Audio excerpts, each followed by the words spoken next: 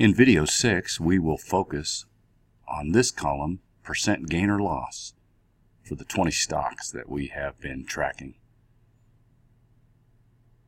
What we will do is go in and place some conditional formatting on the values, changing the colors of whether the values are positive or whether they are negative. And I do want to thank Alex for sharing this technique with me and also for encouraging me to share this with you. Step number 1, let's go ahead and make everything in this column bold. Next step, conditional formatting. What this means is that we can set some parameters as to what to do with the formatting of a cell based upon the value within that cell. And so what we will do is that for values that are greater than 0, we'll make that a particular color. In this case, I think we'll do blue. And then anything that's less than 0 or negative value, showing that we actually have lost value on our investment, we'll make that red. And then we'll finish off this video by doing an average of our gain or loss over the year. We've got these bold. The next step is to do this.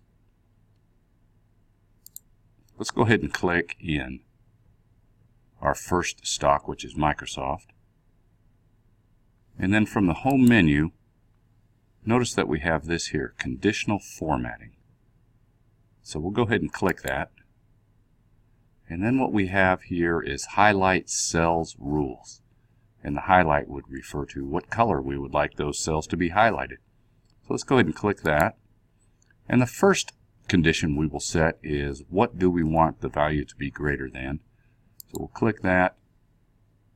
Format cells that are greater than, and we are going to put 0. And then to the right here, what do we want the cell color to be if we meet this particular condition? And so we can drop this down. We can choose these that are indicated here, or we can go to custom and pick whatever color we like. And so we'll go ahead and pick a blue.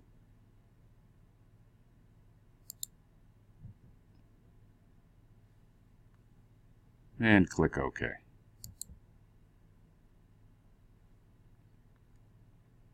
Click OK again to accept that condition.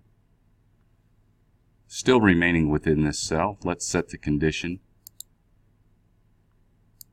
for values that are less than our set value, and we'll make that 0. So for values that are less than 0, what color would we like that to be?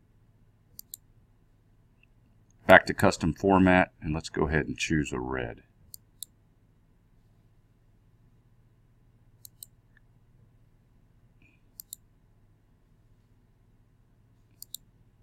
And we can see that because 65.1 is greater than 0, we have blue.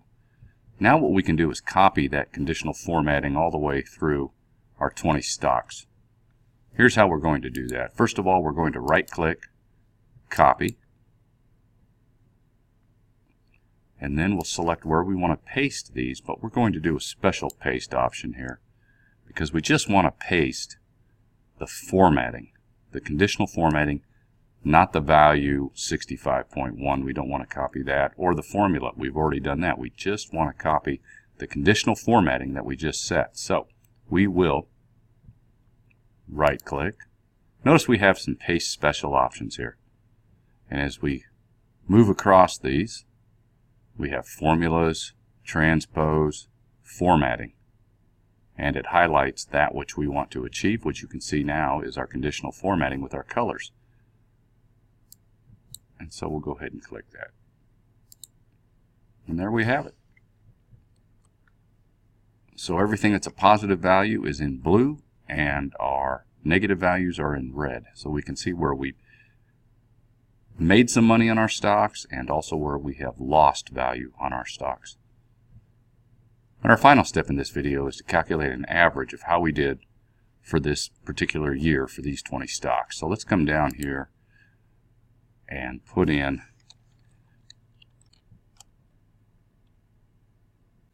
we'll type average, align that to the right,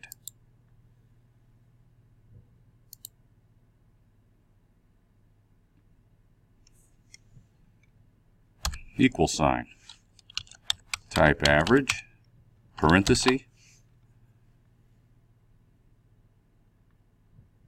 select all of our values,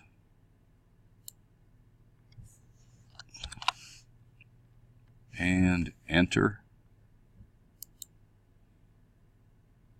So my average return for all of these stocks was 22.1%.